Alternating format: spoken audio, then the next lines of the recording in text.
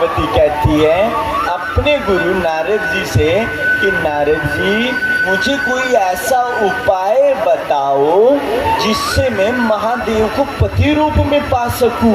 मैं ऐसा क्या व्रत करूं, क्या तीर्थ करूं, क्या कर्म करूं कि जिससे महादेव को मैं पति रूप में पा सकूं। तो नारद जी बोले देवी महादेव एक अड़िग सन्यासी थे, अड़िग, उनके ध्यान को कोई नहीं तोड़ सकता। वो इतने ध्यानी है, उनके ध्यान को तोड़ना किसी के बस की बात नहीं। कोई स्त्री उनके ध्यान को भंग नहीं कर सकती, इसीलिए बड़ा मुश्किल है। बोले कुछ तो करना होगा ना, फिर क्या करूं? बोले आप तप करो। तब माँ पार्वती भोले बाबा के लिए तप करने लगी। कुछ साल तो माता पार्वती ने फल खाए, फलों का जूस पिया। उसके बाद कुछ सालों बाद माँ पार्वती ने कंद मूल खाए। उसके बाद माँ पार्वती ने पत्ते खाए, मृगों पेड़ों की छाल खाई। तब जाके अपना जीवन व्यतीत करने लगी और बड़ी मुश्किल से भोले बाबा को प्रसन्न करने लगी। लेकिन भोले बाबा का ध्यान अभी तक हट ही नहीं रहा। भोले बाबा अब भी ध्यान में है। और किसका ध्यान रख रहे हैं भोले बाबा? राम जी का। राम जी के ध्यान में मगन। माँ पार्वती की तरफ देख भी नहीं रहे, एक नजर भी नहीं की। माँ पार्वती ने सारे प्रयास कर लिए, एक नजर भी नहीं की। तभी उसी टाइम तारकासुर नाम का एक असुर था। ब्रह्मा जी की तपस्या की थी और ब्रह्मा जी ने उसको वरदान दिया था कि तुम अगर मरोगे तो भोले बाबा के पुत्र से। किससे? भोले बाबा के पुत्र से। अगर तुम्हारा वध होगा तो किससे होगा? भोले बाबा के पुत्र से। हे विकास, नहीं शांति से बात बंदर क्या उधर कर लेंगे। बोले सियावर रामचंद्र की, सियावर रामचंद्र की। तो तारकासुर नाम का असुर जिसने ब्रह्मा जी से वरदान मिला हुआ है कि मरेगा किससे? महादेव के पुत्र से। अब देवता चिंतित है। क्यों? क्योंकि तारकासुर ने पूरे स्वर्ग लोक पर कब्जा कर लिया। देवता लोग परेशान है। अब देवता लोग सोच रहे ये महादेव शादी करे तब जाके कहीं इसका पुत्र हो, तब जाकर वो तारकासुर का वध करे। क्या करूं समझ नहीं आ रहे। तब देवता लोगों ने कामदेव को भोले बाबा के पास भेजा और कहा कि महादेव का ध्यान तड़वा दो कैसे भी करके। बोले ठीक है। अब गया कामदेव भोले बाबा के पास। अब भोले बाबा के पास जाकर अप्सराएं नचा दी। भोले बाबा का ध्यान भंग नहीं हुआ। भोले बाबा के पास बड़े बड़े बादल गरजा दिए, बड़े बड़े बादल गरजने लगे, बिजली कड़कड़ाने लगी, तूफान, लेकिन फिर भी भोले बाबा का ध्यान भंग नहीं हुआ। अब कामदेव भी परेशान हो गया, कैसे भोले बाबा का ध्यान भंग करूं। अगर भोले बाबा का ध्यान भंग नहीं हुआ तो शादी नहीं करेंगे, और शादी नहीं की तो फिर पुत्र नहीं होगा, और पुत्र नहीं हुआ तो तारकासुर का वध नहीं होगा। तब कामदेव के पास 3 बाण थे। कितने? 3 बाण। और तारकासुर ने वृक्ष पर बैठकर एक बाण से महादेव के हृदय पर प्रहार किया, फिर दूसरे बाण से किया, और जैसे ही तीसरे बाण से किया ना तो वो महादेव के हृदय में लगा। महादेव के हृदय में कौन? भगवान राम। भगवान राम महादेव के हृदय में वास करते। जैसे ही तीर आके महादेव के हृदय में लगा तो ऐसा लगा जैसे राम को तीर लग गया हो। तो भोले बाबा तुरंत ही क्रोध रूप में खड़े हुए, और जैसे ही भोले बाबा की तीसरी आंख खुली सामने ही कामदेव, तो कामदेव जलकर भस्म हो गया। कामदेव जलकर भस्म हो गया। तुरंत ही भगवान राम महादेव के पास आए। महादेव देख रहे हैं भगवान राम को। भगवान राम के कमल नयन, भगवान राम के घुंघराले घुंघराले बाल, हाथों में धनुष। ऐसे प्रभु को देखकर महादेव प्रणाम करते, बोले प्रभु बताओ कैसे आना हुआ? तो राम कहते हैं, प्रभु आप मेरे भगवान हो, मुझे आपके चरणों को स्पर्श करना चाहिए। तो महादेव कहते हैं, नहीं नहीं प्रभु, आपको तो आदत है अपने भक्तों को बड़ा बनाने की। तो राम कहते हैं, अरे नहीं प्रभु, ये आदत आपकी है। दरअसल महादेव किसके भक्त हैं? महादेव किसका ध्यान धरते हैं? नारायण का। नारायण कौन है? राम। महादेव किसका ध्यान धरते हैं? बैठते हैं ना समाधि, किसका ध्यान धरते हैं? नारायण का। और नारायण किसका ध्यान धरते हैं? महादेव का। दोनों में अगर बड़े की बात करें कि महादेव बड़े हैं, नारायण बड़े, तो दोनों एक समान है और दोनों ही एक दूसरे के भक्त है। अगर आप नारायण की निंदा करते हो और महादेव की तारीफ करते हो तो महादेव प्रसन्न नहीं होगी। अगर आप महादेव के भक्त हो तो शिवलिंग के पास जाकर जय श्री राम बोला करो, उससे महादेव अत्यधिक प्रसन्न होंगे। और नारायण के भक्त हो तो नारायण के मंदिर में जाके हर हर महादेव बोला करो। जानते हो प्रेमी है ना, प्रेमी जो होता है, जब वो अपने दूसरे प्रेमी की तारीफ सुनता है ना तो अत्यधिक प्रसन्न हो जाता है ना। इसी प्रकार बोलिए सियावर रामचंद्र की। अब राम जी आए, राम जी बोले महादेव से, महादेव बहुत हो गया, आपसे प्रार्थना है कि आप देवी पार्वती से विवाह कर दीजिए, मेरी प्रार्थना। बोले बाबा बोले ठीक है प्रभु, आपकी बात तो मैं नहीं टाल सकता, मैं जरूर शादी करूँ छे। लेकिन महादेव को बात याद आ गई माता सती की, कि माता सती ने भी तो एक बार मेरे राम की परीक्षा ली थी ना, तो क्यों ना मैं भी अब पार्वती की परीक्षा लूं। क्यों? क्योंकि सती ने भी राम की परीक्षा ली थी, मेरे प्रभु की परीक्षा ली थी, मेरे भगवान की परीक्षा ली थी, तो अब मैं भी पार्वती की परीक्षा लूंगा। तभी महादेव ने सब ऋषियों को बुलाया। सब ऋषियों की ब्रह्मांड में बड़ी इज्जत है। सब ऋषियों को बुलाया और सब ऋषियों को बुलाकर कहा कि जाओ पार्वती के पास और जाकर परीक्षा लो। क्या? जाकर परीक्षा लो। बोले ठीक है। अब सब ऋषि गए माँ पार्वती के पास और माँ पार्वती से जाकर बोले देवी क्या कर रही हो? तो माँ पार्वती कहती है कि हे माँ ऋषियों, पहले तो आपका धन्यवाद, क्योंकि आप लोगों के दर्शन तो बड़े दुर्लभ होते हैं। अति सौभाग्यशाली हूं मैं कि आप सातों ऋषियों के दर्शन मुझे हो गए, क्योंकि आपको तो ब्रह्मा विष्णु महेश भी आप लोगों की इज्जत करते हैं, आप तो उनके भी परम भक्त हो। हम धन्य हैं कि आप यहाँ आए। किस कारण आना हुआ? तो सब ऋषि कहते हैं कि देवी आपकी क्या कर रही हो, किसके लिए इतना कठिन तप?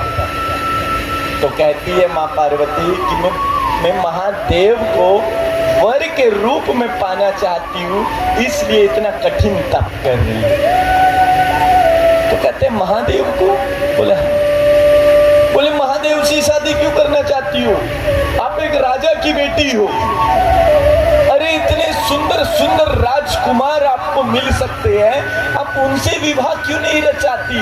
महादेव के पास क्या है? ना घर है ना बार है, और शरीर पर भस्म लिपटी है वो अलग, नंदी की सवारी है, गले में सांप है, क्या करेगी शादी करके? बोले नहीं। बोले अच्छा ये बता, तुम्हें ये रास्ता किसने बताया कि महादेव की से शादी करने के लिए तप करना पड़ेगा, पूजा करनी पड़ेगी, पाठ करने के? किसने बताया? बोले मेरे गुरु जी ने। क्या कहती है माँ पार्वती? मेरे गुरु जी ने बताया। तो सप्तऋषि बोले कौन है तुम्हारे गुरु? बोले मेरे गुरु नारद जी। मेरे गुरु कौन है? नारद जी। नारद जी का नाम सुनकर सप्तऋषि हंसने लगे। बोले अरे किसकी बातों में आ गई? नारद जी की। अरे नारद जी की बातों में आ गई। उसका घर बसाना नहीं, घर तोड़ना है। तुम्हारे गुरु का काम घर बसाना नहीं है, तुम्हारे गुरु का काम घर तोड़ना है। अरे अरे किसकी? कौन तुम्हारा गुरु? नारद। नारद तुम्हारा गुरु, जिसको कुछ पता ही नहीं, ये नहीं वो नहीं, अर्थात सप्तऋषि नारद जी की बुराई करने लगे, नारद जी के बारे में भला बुरा बोलने लगे। तो तुरंत ही माँ पार्वती सप्तऋषियों पर क्रोधित हो गई और कहने लगी, सावधान ऋषियों, मैं अपने गुरु के बारे में 1% भी निंदा नहीं सुन सकती, क्योंकि गुरु जो है उसका दर्जा ईश्वर से भी ऊपर है। कौन कहती है? माँ पार्वती। जो गुरु है उसका दर्जा ईश्वर से भी ऊपर है। मेरे गुरु ने जो कह दिया वो मैंने मान लिया। गुरु की बताई हुई बातों पर कभी संदेह नहीं करना चाहिए। गुरु की बताई हुई बातों पर कभी संदेह नहीं करना चाहिए। गुरु वो है। गुरु कौन है?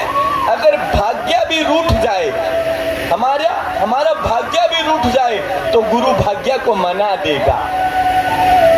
भाग्य भी अगर रूठ जाए तो गुरु भाग्य को मना देगा। देवता भी अगर रूठ जाए तो गुरु देवताओं को भी मना देगा। यहाँ तक कि ईश्वर भी अगर रूठ जाए ना, ईश्वर भी अगर रूठ जाए तो गुरु ईश्वर को भी मना देगा। परंतु अगर गुरु रूठ जाए फिर कोई रक्षक नहीं। गुरु अगर रूठ जाए फिर कोई रक्षक नहीं है। गुरु ही रक्षक, गुरु ही रक्षक, गुरु ही रक्षक। तब माँ पार्वती कहती है, गुरुर्ब्रह्मा गुरुर्विष्णु गुरुर्महादेवो महेश्वराय गुरुर्साक्षात्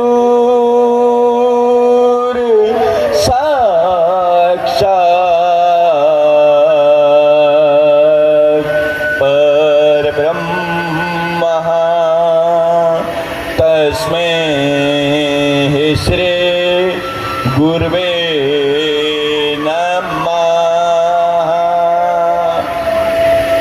पार्वती कह रही है, हे ऋषियों, मैं अपने गुरु में, अपने गुरुवर नारद जी में ब्रह्मा को भी देखती हूँ, विष्णु को भी देखती हूँ और महादेव को भी देखती हूँ।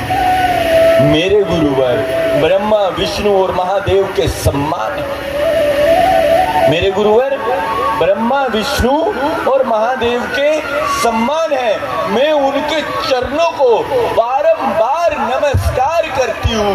और जो गुरु निंदा सुनता है और जो गुरु निंदा करता है, जो गुरु निंदा सुनता है, हे सप्तऋषियों, मेरे गुरु की निंदा कर रहे हो।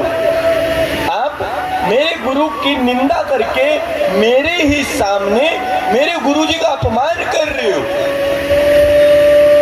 अगर कोई गुरु की निंदा भी सुन ले, गुरु का अपमान भी सुन ले, तो फिर उस व्यक्ति का नरक में भी स्थान नहीं है। गरुड़ पुराण में भी ऐसा उल्लेख है, ऐसा उल्लेख गरुड़ पुराण में भी है। अर्थात गुरु की निंदा सुनना और गुरु की निंदा करना महापाप है। माँ की निंदा करना, माँ की निंदा सुनना महा से भी महापाप है। पिता की निंदा सुनना, पिता की निंदा करना महा से भी महापाप है। जो व्यक्ति इन तीनों की निंदा सुनता है, गुरु की, माता की और पिता की, उसको फिर कभी भी 84 लाख योनियों से मुक्ति नहीं मिलती। ना ही उसका फिर कोई रक्षक है, ईश्वर भी उसका रक्षक नहीं। जो इन तीनों की निंदा सुनता है, अपमान करता है, किस किस की? माता की, पिता की और गुरु की। माता की, पिता की और गुरु की। सप्तऋषि हंसी लगा रहे हैं नारद जी की, कह रहे ये कैसा गुरु थे? बोले मेरा गुरु थे। गुरु कैसा होना चाहिए? गुरु कैसा होना चाहिए? तो माँ पार्वती कहती है गुरु तपस्वी होना चाहिए। गुरु तपस्वी होना चाहिए, गुरु योगी होना चाहिए। गुरु तपस्वी होना चाहिए, गुरु योगी होना चाहिए, जिसका ध्यान लगता हो, जो तपस्या करता हो। गुरु भक्त प्रेमी होना चाहिए। गुरु ऐसा होना चाहिए जिसको भगवान से प्रेम हो। गुरु कैसा होना चाहिए? जिसको ईश्वर से प्रेम हो। गुरु निस्वार्थ होना चाहिए। गुरु ऐसा होना चाहिए जिसको कोई स्वार्थ ना हो। ऐसा गुरु धारण कर लेना चाहिए। कैसा गुरु? माँ पार्वती क्या कह रही है? ऐसा गुरु होना चाहिए जो तपस्वी हो, अर्थात तप करता हो। तप करने से क्या होगा? अगर गुरु तप करेगा तभी तो अपने शिष्यों के कष्टों का हरण कर पाएगा ना, है ना? अगर गुरु तप ही नहीं करेगा तो क्या कैसे करेगा? गुरु योगी होना चाहिए। अगर गुरु योगी होगा, ध्यानी होगा, तभी तो वो अपने शिष्यों को भक्ति के मार्ग पर चला पाएगा ना। गुरु को भगवान से प्रेम होना चाहिए। अगर गुरु को ही ईश्वर से प्रेम नहीं तो फिर हमें क्या प्रेम सिखाएगा? और मेरे नारद जी को, मेरे गुरु जी को नारायण से बड़ा प्रेम है। हे सप्तऋषियों, आप तो पता नहीं कितनी बार, कितने दिनों में नारायण भगवान की पूजा करते होंगे, लेकिन मेरे गुरुजी तो नारायण के बिल्कुल निकट है। ऐसे है मेरे गुरुवर, ऐसे है मेरे गुरुवर। आप क्या जानो मेरे गुरुवर की लीला। माँ पार्वती कहती है, आप क्या जानो मेरे गुरुवर की लीला, है ना? तो गुरु जी की इतनी बड़ाई करती है ना, इतनी बड़ाई करती है कि माँ पार्वती का रूप देख के सब ऋषि डर जाते हैं। देखिए, ये होता है शिष्य। आजकल के चेले थोड़े अलग हो गए।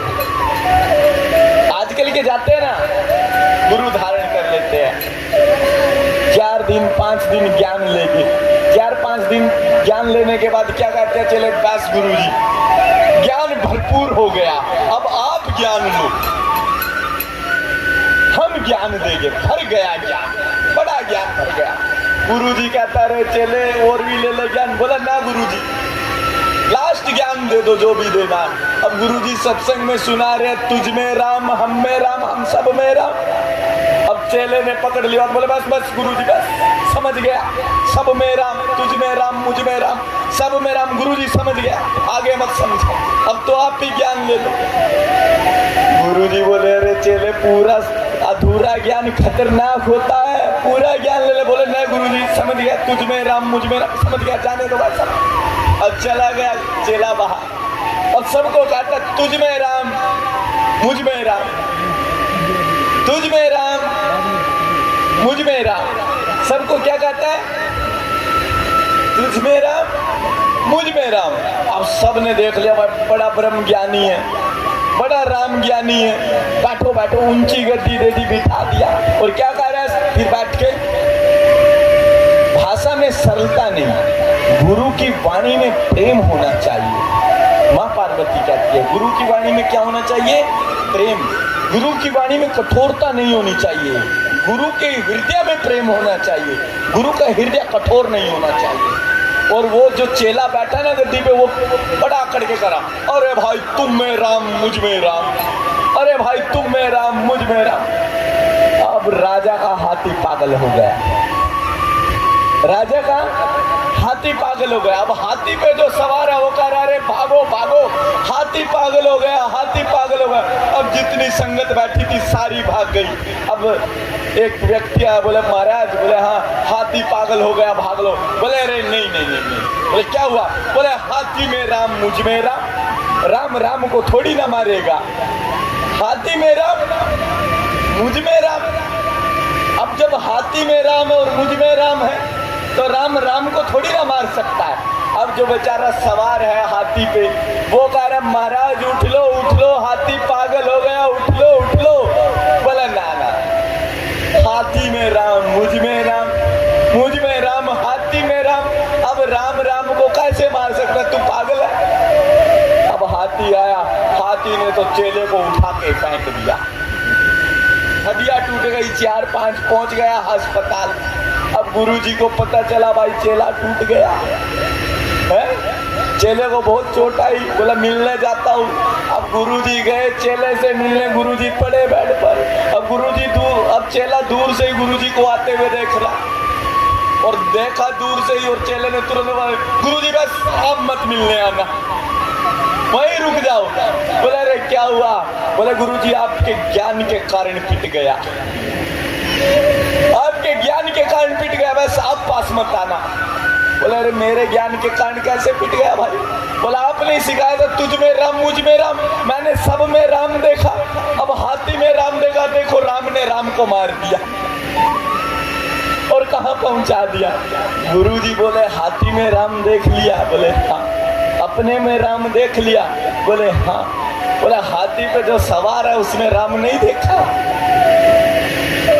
अरे वो हाथी पे सवार था, वो बोल रहा था ना हट जाओ हट जाओ, वो भी तो राम ही बोल रहा था, है ना?